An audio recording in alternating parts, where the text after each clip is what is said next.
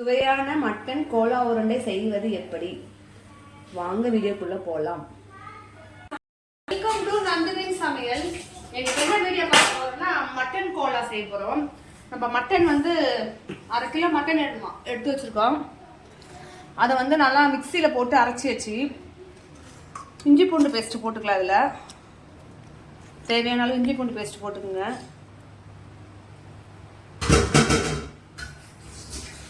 அதுக்கு தேவையானது வெங்காயம், பச்சை மிளகாய், கருவேப்பிலை, மல்லித்தழை, மஞ்சள் பொடி, பொட்டுக்கல்ல உடச்சக்கல்ல பொடி பண்ணியிருக்கோம், கரம் மசாலா, சில்லி பவுடர். கடாயை பற்ற வச்சுக்கலாங்க. எண்ணெய் ஊற்றிக்கலாம். போட்டுக்கலாங்க.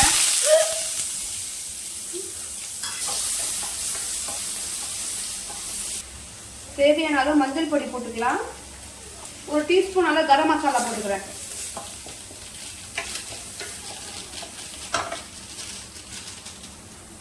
சில்லி தூள் காரத்துக்கு ஏற்ற மாதிரி போட்டுக்கலாங்க.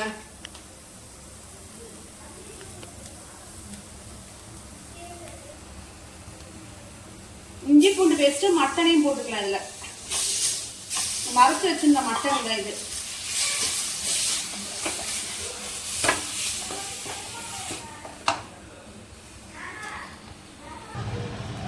அவ்வளோங்க. 20 மினிட்ஸ் வதங்கிடுச்சுங்க. இதை ஆஃப் பண்ணிடலாங்க. ஆஃப் பண்ணிட்டு ஆறட்டும். ஆறுனதுக்கப்புறம் திரும்பி மிக்சியில் போட்டு இதை அரைக்கணுங்க.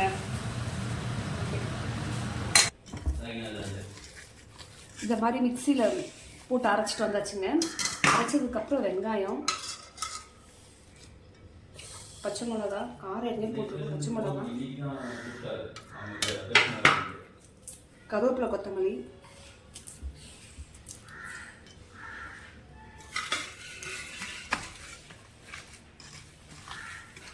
நம்ம எடுத்து வச்சிருந்தோம் இல்லையா உடச்சக்கல்ல பொடி,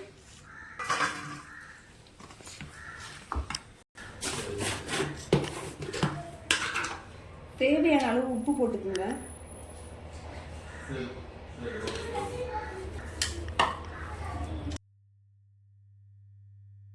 ஒரு முட்டையை எடுத்து உடச்சு விட்டு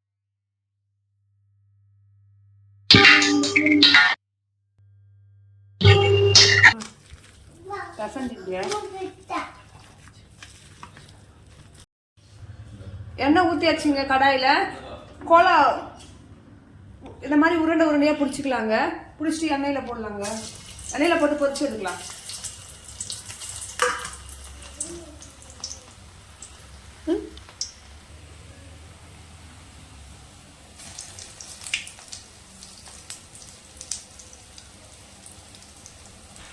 கோலா ரெடி ஆயிடுச்சுங்க.